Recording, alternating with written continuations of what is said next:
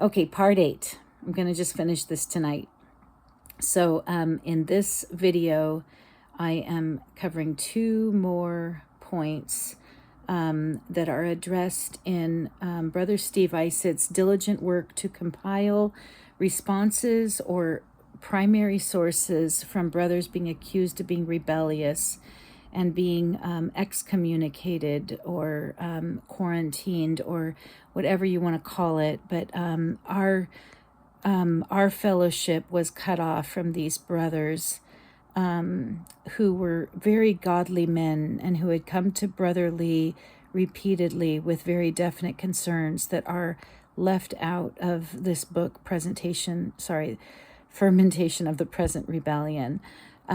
So the last 2 points that I'm going to address in this video are an accusation of John So having pretense behind a mask, and also the question that's asked in Fermentation of the Present Rebellion: where is there a hint of control, even a little hint?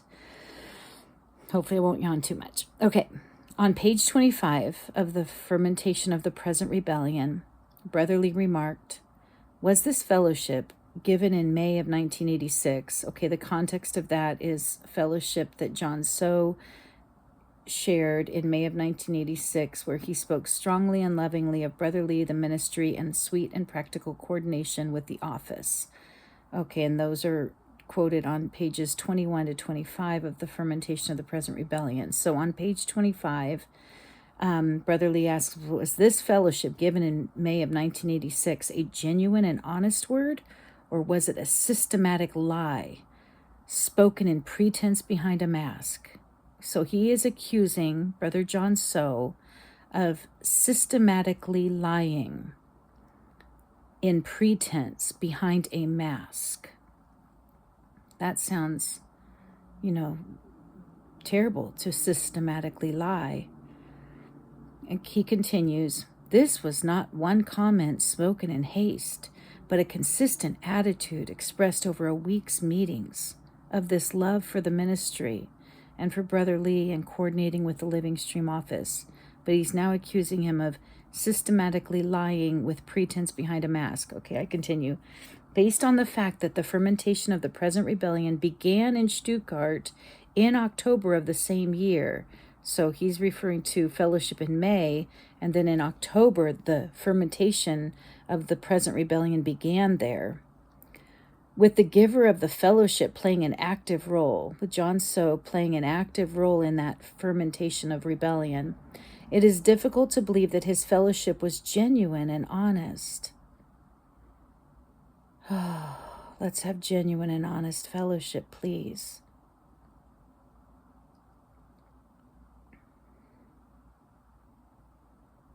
If it were genuine and honest, yet he could become a top leader of the present rebellion, it would be difficult with this kind of fluctuation for anyone to have mutual trust in him for the Lord's interest, and would be impossible for anyone to work together with him in the Lord's work in the long run.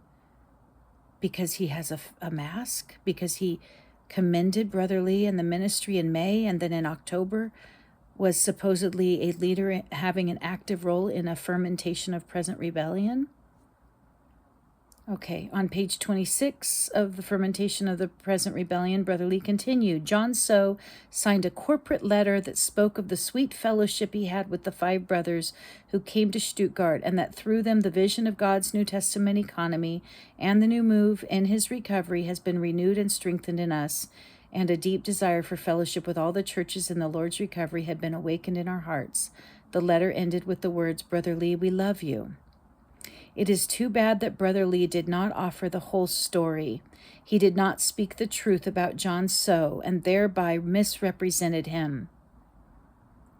We have to consider what would make a brother like John So change, the same thing that makes a husband and wife change when corruption enters the relationship. That can happen very quickly if you become aware of corruption in a relationship that you commended and loved. That relationship could quickly change and end in divorce. Without repentance and purging away of the corrupting elements, there cannot be genuine fellowship between the couple. Before the corruption was realized, the relationship was harmonious, or may have, the innocent one would believe it to be harmonious, and the couple could have sweet fellowship. So it was with John So. He was married to the recovery until the leaven came in to corrupt, or at least was exposed. I'm adding that. Affecting a change in him to the point that severing the relationship, to the point of severing his relationship with the living stream. Brother Lee knew the whole story of John's struggle with Philip Lee. He knew of Living Stream Ministry's divisive activity in Europe. He understood that John was aware of his son's moral misconduct in the office of the Living Stream. Further, Brother Lee knew that he himself did not respond to requests from John So to deal with the problems in Europe caused by the Living Stream Ministry. Yet Brother Lee did not share these things with the leaders of the churches, and instead he accused John So, or led the readers to believe that John So was just pretending in May and was actually hiding behind a mask, and could not be trusted.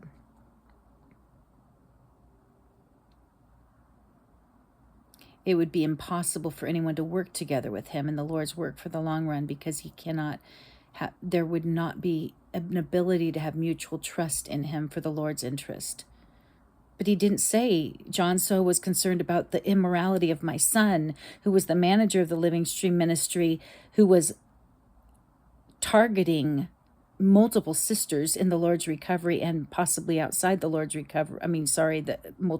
Multiple women, and was controlling and punishing the saints. Not giving German trainees that were in Taipei, not giving them seats in the semi-annual training in Anaheim because they offended Philip Lee, like not sending material because he was offended, not sending them material from the Living Stream to the churches in Europe. Anyway, there are specific reasons that, or there were specific concerns that Brother Lee was aware of and that were not presented in this book, Fermentation of the Present Rebellion. Okay, the last point. Where is there a hint of control, even a little hint in that? On page 33 of Fermentation, Brother Lee asks, where is the hint, even a little hint, that Witness Lee or Philip Lee or anyone of my office in the past did something to exercise their power over any church? At the time Brother Lee asked this question in the Fermentation of the Present Rebellion, numerous reports had come to him from all over the world that were more than mere hints of control.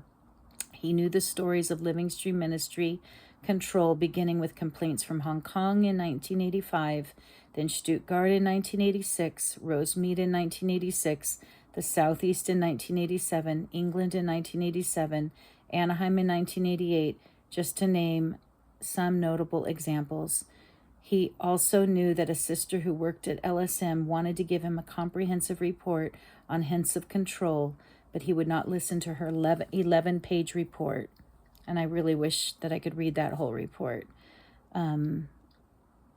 Anyway, he also did not listen to John So, Bill Mallon, John Ingalls, or Joseph Fung about Living Stream Ministry domination, usurpation, and control in their localities and in their region. His support, overtly or covertly, was with his son, Philip Lee, and the Living Stream Ministry's aggressions and manipulations for accomplishing his goals. The four brothers mentioned, coincidentally, were the same four brothers who were later quarantined essentially for reacting to the control of Living Stream Ministry in their localities and beyond.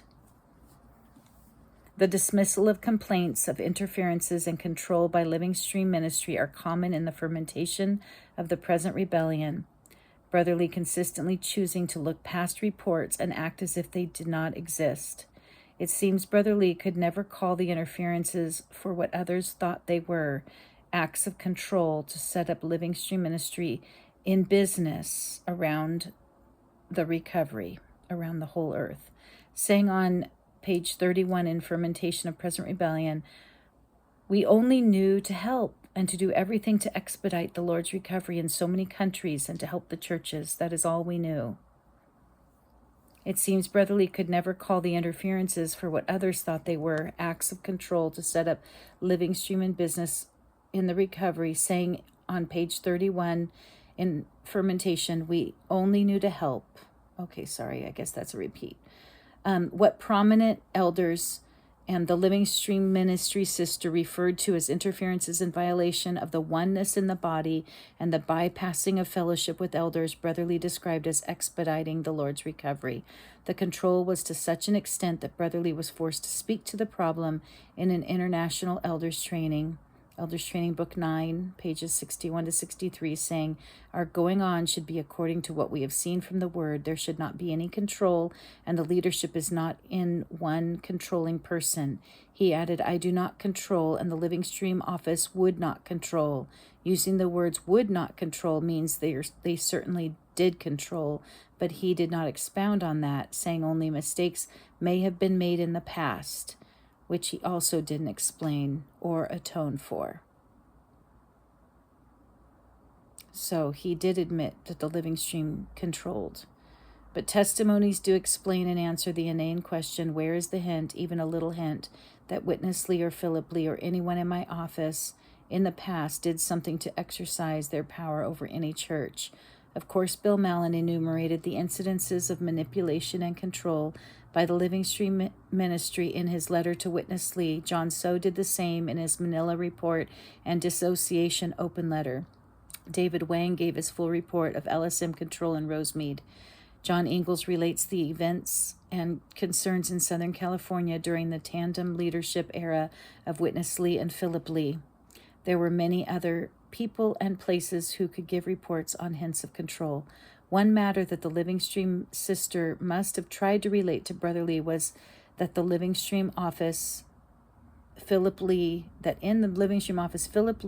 off the supply of literature to churches that offended him in some way.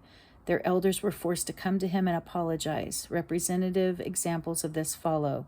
Eugene, Oregon. There was a time when the church in Eugene, Oregon was cut off from receiving life studies at all because we returned some that went unpurchased by the saints.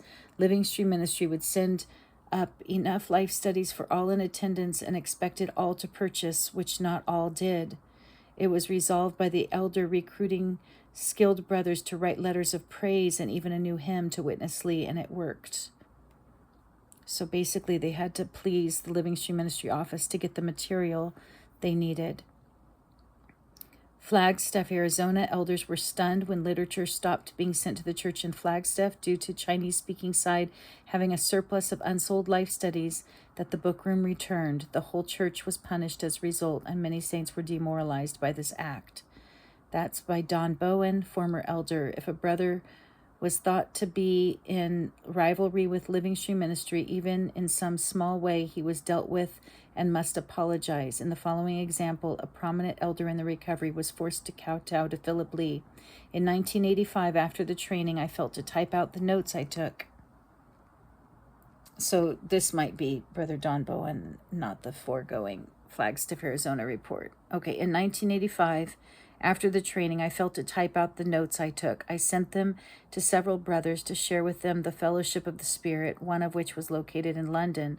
Barbara and I, during the winter of early 85, were graciously hosted by one couple in the London area, so I sent them my notes as a gesture of my appreciation. Philip Lee claimed he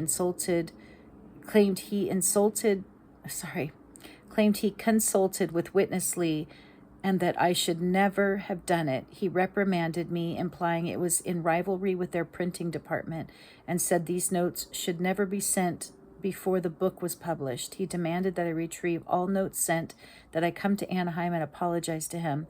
I went to Anaheim and I apologized, stating it was totally unintentional. He fell asleep in front of me, and I had to wait for him to wake up. That's in December of 2006. That was emailed in December 2006 to Steve Isitt, and this is a report from 1985. These matters of control and many other stories like them were reported to Brother Lee, but he had no ear to hear or heart to know. Brother Lee said, we only knew to help and do everything to expedite the Lord's recovery in so many countries and to help the churches. This is all we knew. Yet that was not all he knew. Such dupery as this prevails in the fermentation of the present rebellion from seemingly godly men in their quest to quarantine their fellow co-workers. Don't bear false witness. I don't care who you are. I really don't. I've been told, oh, you contacted senior coworkers about your marriage situation, as if you senior coworkers are some special class. I contact God about my marriage situation. And God wouldn't lie, and neither should you, no matter who you are. Don't lie about your brothers by omitting the truth. Don't say there's no control, no hints of control, and yet there was admission that there's been control by the Living Stream Ministry office in churches in an elders training. Anyway, so I'm going to stop there.